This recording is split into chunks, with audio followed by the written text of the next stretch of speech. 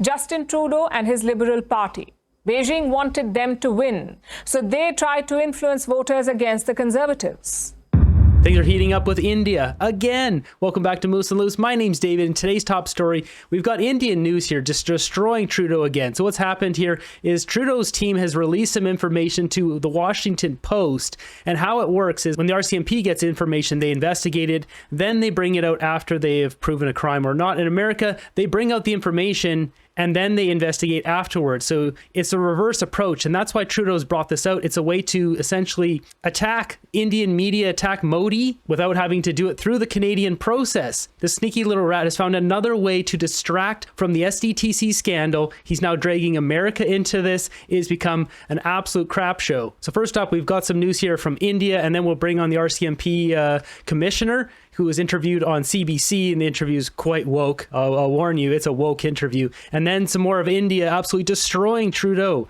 In some other news, despite the Royal Canadian Mounted Police putting an embargo on publicly announcing sensitive information that pertains to India, Canadian Prime Minister Justin Trudeau's National Security Advisor and Deputy Foreign Minister has gone ahead and leaked classified information to a US-based newspaper, The Washington Post.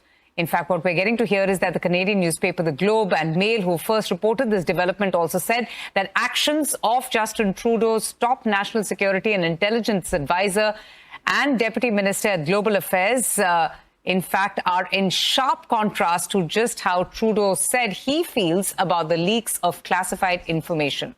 He's getting called out. Mr. Speaker, we now learn there are about 40 Liberal MPs that believe that this NDP Liberal Prime Minister is not worth the cost, crime, and corruption. But there's this strange rule in the Liberal caucus that you need to have permission from the Prime Minister to speak at the microphone. So a Liberal MP wanted to get up and say quadrupling the carbon tax is a bad idea, or doubling housing costs is making people homeless. They can't do it. Will the Prime Minister lift the gag so his Liberal MPs can say to his face that he's not worth the crime, the cost, and the corruption? Indian news is absolutely savage, pulling out this clip. Siddhant joins us for more on this. Siddhant, this is shocking. I mean, as it is, bilateral relations between the two nations are at an all-time low. The big question is, did Trudeau's advisor actually leak that classified intelligence on India in the US media?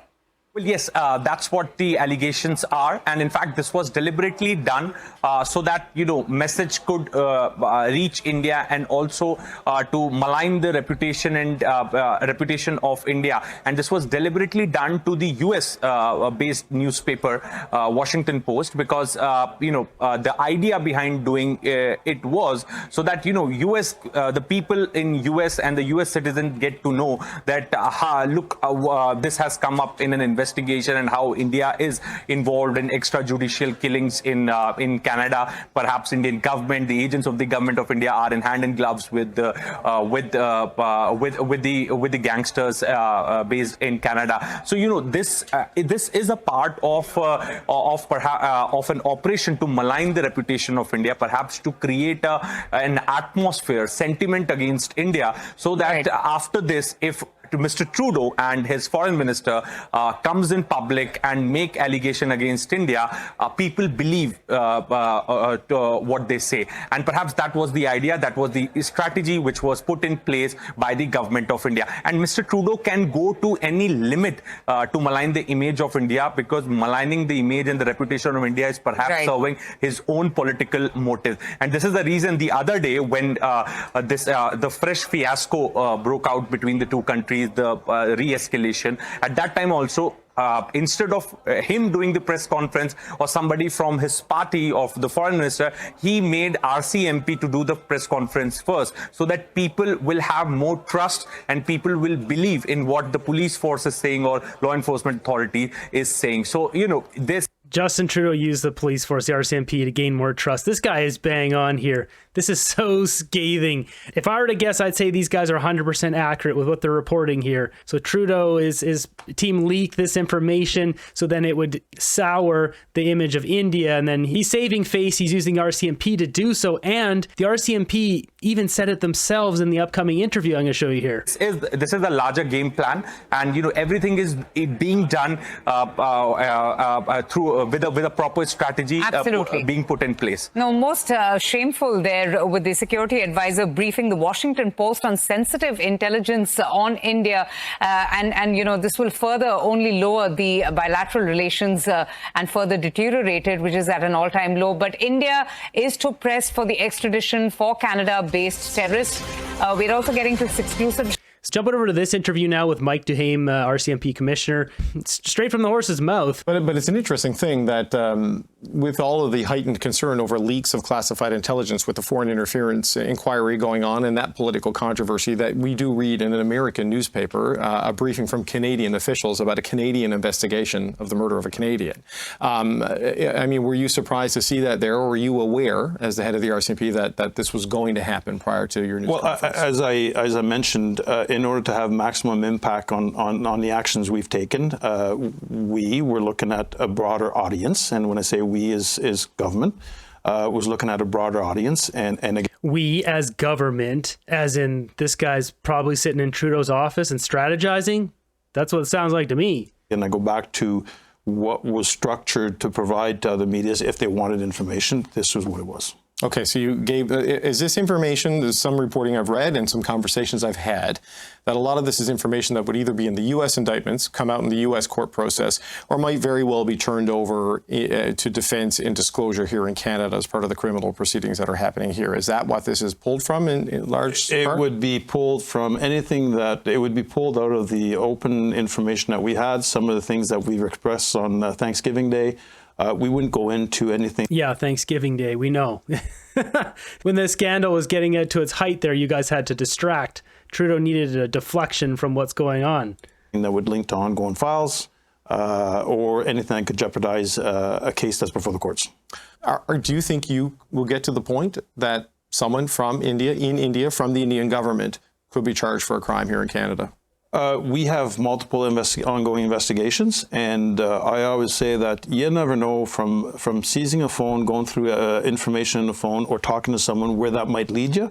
But we do have strong evidence, not intelligence, but evidence that... Evidence, folks. Strong evidence. This goes all the way up to the highest level. Okay, so what we've seen... This goes up to the highest level. He's saying right now this is directly connected to Modi in India. That's what he is saying. Has he become the mouth for Justin Trudeau for more scandals and corruption? I don't know. Is he telling the truth? I don't know. At this point, though, it's hard to trust anyone in this situation because Justin Trudeau is so corrupt. We don't know if they're involved in this or not. In the United States, because their disclosure is more robust and earlier in the process, much to the frustration of journalists here in Canada.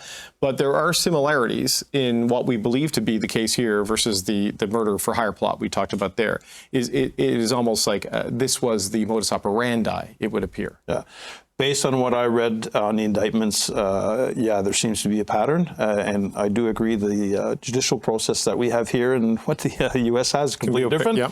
They disclose everything up front and continue the investigation while we have to go through our judicial process before the courts to disclose anything. So you say you have evidence that this goes to the highest levels of the Indian government. I mean, Prime Minister Modi has obviously rejected this. His national security advisor has rejected it. And there is a pretty intense public relations, if not propaganda campaign to push back against this. The evidence that you have, is this something that will be disclosed in court? Is this something that could lead to an indictment of an Indian official who is overseas and maybe beyond your reach, but is it of that weight and seriousness that we can see that sort of action? So I go back, David, that the fact that the evidence that we were able to produce put the government in a position that they trusted the RCMP with the evidence that they had to expel 6 diplomats. And some of the evidence that I'm referring to will eventually come out through the judicial process that we're in right now. But I wonder, sir, then, and maybe you can't answer this, but will we have a name of who at the highest levels of the Indian government was directing this or is believed to be directing this? Could we see a charge against them? Because I appreciate expelling the diplomats because you can't charge them because of diplomatic immunity. That wasn't waived. But I don't want to say they aren't held accountable, but they get to go home, and they were probably going to go home anyway. What about criminal acts, a criminal charge against somebody? Again, there's some ongoing investigations, and I'll leave it at that you never know what it might uncover. So, jumping ahead in the interview here, the CBC, being the woke's paid-off CBC, has to get a shot at the Conservatives. They just had to tuck this into this interview. This is just disgraceful. I know you were involved with this because of the threat to public safety and the crimes that were being alleged. But there is reporting through public documents of political interference by India. Most recently would be conservative leadership races. Is the RCMP investigating that in any way? We do have, and I actually mentioned that at the press conference on October 14th, that there's 4 key areas we're looking at. One of them was political interference. But specifically on leadership races, nominations, what can you zero it down? I'm not gonna. So David Cochrane wants him to say something. He wants him to name the Conservatives. He's staying out of it. I respect that. I respect that he didn't name one way or the other or support him or say yes. So I don't really know where this guy's allegiance lies. Zero in on anyone other than we are investigating. Okay, because people will hear that and draw conclusions. I mean, what would you caution them against concluding from what you've just said there? Well, let us do our job. Let us do an investigation. If charges are warranted, everything will come through our judicial process. Jumping back over to Indian news, they absolutely destroy and humiliate Trudeau with all his involvement in China and funding from China and interference election, the whole thing. This week, his feud with India dominated the headlines, but in the past 2 days, a new scandal has surfaced, or should we say resurfaced. And Trudeau himself is at the center of it. He's been Canada's Prime Minister since the year 2015. He's serving his 3rd term in office, which is an impressive record for any politician. But did Justin Trudeau win these elections with China's help? Canada's main opposition leader believes that is the case. His name is Pierre Poilievre. He's the leader of the Conservative Party in Canada. He has made some serious charges. 2 days back, he wrote a letter. Poilievre talks about the last 2 elections in Canada, where China apparently had a role to play. And this is what he wrote. Justin Trudeau, and I'm quoting, Justin Trudeau is lying to distract from a liberal caucus revolt against his leadership and revelations he knowingly allowed Beijing to interfere and help him win 2 elections. So Poilievre says that China interfered in Canada's elections. Justin Trudeau looked the other way. In other words, Trudeau was complicit. That's the allegation from Pierre Poilievre, and it's not a new one. Leaders before Poilievre have made similar charges. It's a ghost from the past that keeps coming back to haunt Trudeau, but this time he's having trouble shaking it off. You see, Canada has been investigating this. The allegations of Chinese meddling. This investigation has been on for months. Unlike the case with India, where Trudeau launched a diplomatic war without proof, there is substantial proof of Chinese meddling in Canada. It was a wide-ranging operation. China tapped every available resource at its disposal. Chinese proxies in Canada, state entities, Chinese officials in Canada, the Chinese diaspora, even Chinese mouthpieces, all of them were mobilized for this mission. And Beijing had a clear goal. Get friendly politicians elected to the Canadian Parliament, politicians who can push China's agenda or at the very least not stand in Beijing's way. And China had a clear preference here. Justin Trudeau and his Liberal Party. Beijing wanted them to win, so they tried to influence voters against the Conservatives. The Conservatives were viewed as anti-China, so they became targets of Chinese meddling.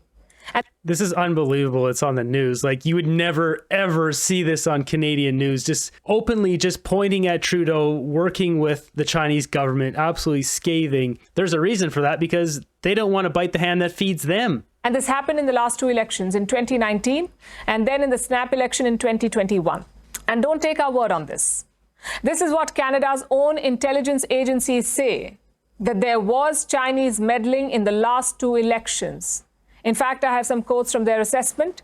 It says, China clandestinely and deceptively interfered in Canadian elections. China is, and I'm quoting again, the most significant source of foreign interference in Canada, and Beijing acted in a sophisticated, pervasive, and persistent manner. Now, if we jump out here for a second, what do we got here? Oh, it's China Council for International Cooperation on Environment and Development. And who's this? It's Stephen Guilbeault. He sits on this board. The CCI-CED's executive committee consists of chairperson, blah, blah, blah, blah, blah. You can see down here, Stephen Guilbeault is the executive vice chairperson. This guy's entrenched in China, and this seems like a conflict of interest when you're talking about reducing emissions. And he's come out and said, well, how do I go talk to China if we don't reduce our emissions first? He wants us to suffer first, and then he can use that as some sort of template to go to China and say, see, you guys could suffer too. This is a load of crap. And even the Globe and Mail, which is often leaning left, has an article here saying Canadian minister urged to quit Chinese government advisory body chaired by senior member of Politburo. Federal Conservatives are calling on Environment Minister Guilbeault to resign from his position on this Chinese advisory board. A body chaired by the former chief of staff to President Xi Jinping, and to end Canadian funding to an organization that instructs Beijing on green development. Throughout this article, it talks about him going over to meet with China. Yeah, he's meeting with China. He comes back with solutions that just hurt us. China targeted Canadian politicians at all levels. And how many voters did they manage to sway? Look at all these robots here. The Chinese military is absolutely ridiculous.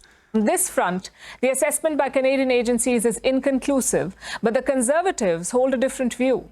They believe that Chinese meddling definitely hurt them, and it cost the party at least 9 seats. That's according to Erin O'Toole. He led the Conservative Party until 2022. He says China's meddling hurt his political career. Again, I have a quote from him. This is what he says. The small number of seats would not have impacted the minority government that Canada has right now, but the difference of 2, 3, 5 seats may have allowed me more of a moral justification to remain as leader. So Erin O'Toole lost his post. And even after all of this, Justin Trudeau's Liberals ended up with a minority in the Canadian Parliament, but somehow he is still the Prime Minister. If we just go back to Stephen Guilbeault and his involvement with China, well, that's why he won't touch this. These are the coal exports from Canada to China. And you can see here, it's kind of wavered a bit, but it's gone up in recent times. And this is 2022 here. So these are 2 different types of coal. These numbers should be going down if they're pushing climate change. So they're making us suffer, but they have no problems exporting coal to China. If we scroll down here, we've got this one here. So this shows the import and exports. So see these little lines down here? These are imports to Canada. So our imports of coal are going down, but our exports are either staying even or some of them are going up. We're exporting more thermal coal to China. Here's a graph here showing the prices of exported Canadian coal. Now, this is something really interesting to think about, because if you see the prices are low, and then it spikes up here. Now, we don't have the most recent data. If Stephen Guilbeault is tied in with some people in China, and I'm guessing they would wrap in Justin Trudeau and probably other cabinet ministers, if they're exporting coal and it's making a lot of money and they got some backdoor deals there, they don't want that to end because it's making them all a lot of money, which you can see right here. So maybe this is the reason they aren't touching those coal exports, because they're getting something on the back end. Remember, these guys are all a bunch of greedy losers, and they've proven their greed to us time and time again. They don't care about Canadians. We jump over to this one, we can see this is China's clean energy expansion, May 24th. So this is very up to date. So the coal here is this one. It's coal and gas, this black bar. And then they've got nuclear and hydro and biomass, and then solar and wind is the yellow. So China's actually getting more of the other ones, but they're still using coal in large amounts, and it fluctuates based on, I'll show you another graph here. It's based on the time of year. So this one here, you can really see it in the time of year. The years are down here, and basically when it gets really cold, they fire up the coal plants to provide more power, and then it goes down throughout the summer. So you can see at the end of 2023, that's when it flares up because it gets cold and that drops off, and then you'll see this jump back up again as it's getting colder now. But this chart here is the same thing. This black color is coal. This blue one here is the nuclear, biomass, and solar. So China is slowly moving towards more green energy, but they're still using a crap ton of coal. If we look at this one here, it said global energy-related greenhouse gas emissions. Coal is this big one down here.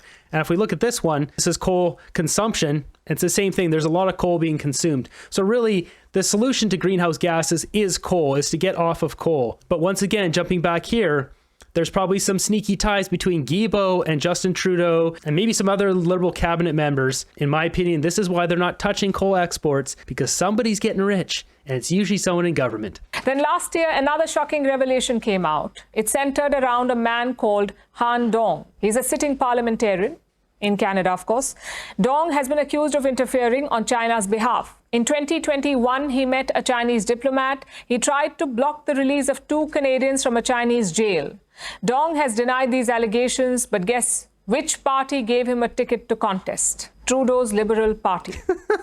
Last year, when the story broke, Dong left the Liberal Party, But he holds his seat in Parliament as an independent. Imagine that. Canada has a sitting member of Parliament accused of foreign interference still in Parliament, but all Trudeau cares about is India.